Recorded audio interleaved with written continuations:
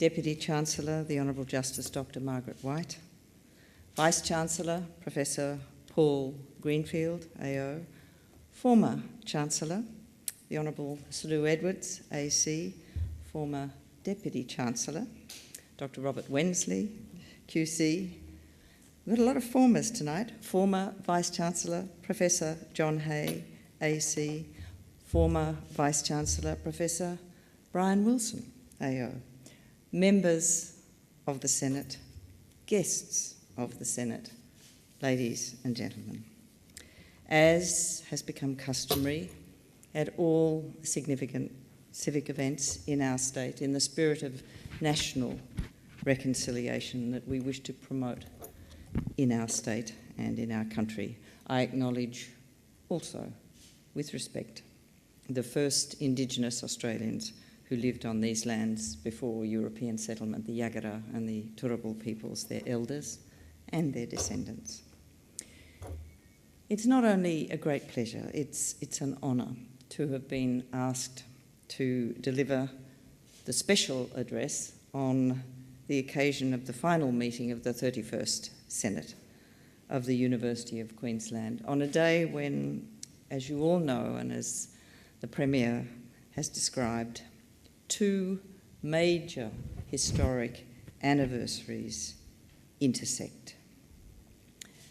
And the pleasure that I have in being part of this special event is greatly enhanced by my own personal history with the university, the history that the Chancellor just described briefly as a graduate, as the university's first woman alumnus of the year, as an adjunct professor for a period, an honorary doctor of the university, and now, very happily, in my role as Governor of Queensland as visitor to the university.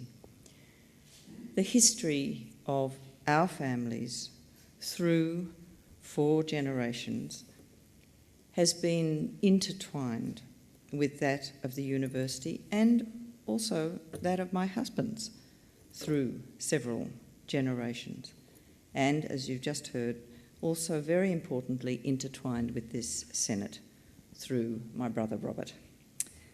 So I do feel enmeshed in the history of the university, part of its fabric and its story.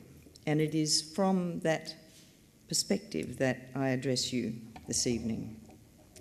I've been very fortunate to be appointed Governor of Queensland as the state stood on the threshold of its sesquicentenary, to be head of the state at a time when there has been such an intense focus on teasing out the strands of our heritage, to officiate at the launch of new histories and to witness the emergence of new narratives and perspectives on the major punctuation points of the past 150 years has been absolutely fascinating, as has been seeing and experiencing the blossoming of greater interest in the community in that history and in the lessons that it might hold for the future.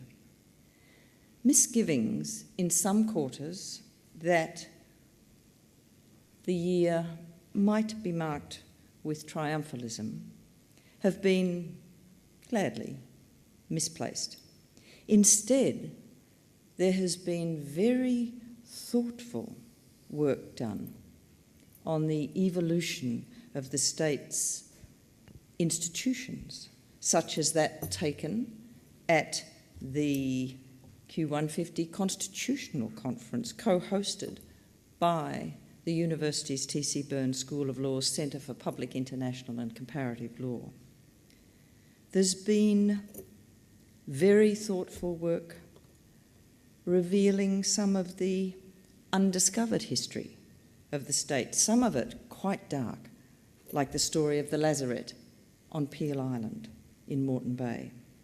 Others, quite charming and endearing local histories many of them authored by University of Queensland trained historians and enriched by the holdings of the university's libraries.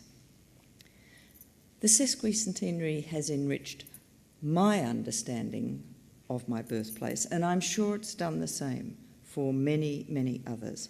And also my understanding of the complex and sometimes contradictory place that Queensland is today.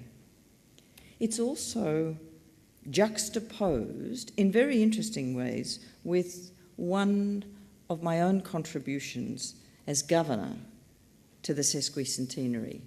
Although, of course, I've been involved with launching lots of things and speaking at lots of things, I wanted to find some way of adding value, and I decided that I would host at Government House a series of receptions to promote and to celebrate Queensland excellence in various fields and sectors, including the ones I did were medical research, design, mining and energy, tourism, natural resources management. At these receptions, it was notable that so many UQ graduates, current faculty members and researchers were among those present, among those honoured for their contribution to achieving excellence in our state. The process of planning and preparing to speak, to honour people appropriately at these receptions was illuminating. In the lifespan of this university, Queensland has accumulated an absolutely astonishing depth of expertise and technological capacity in some of the most important and complex areas of research and endeavour.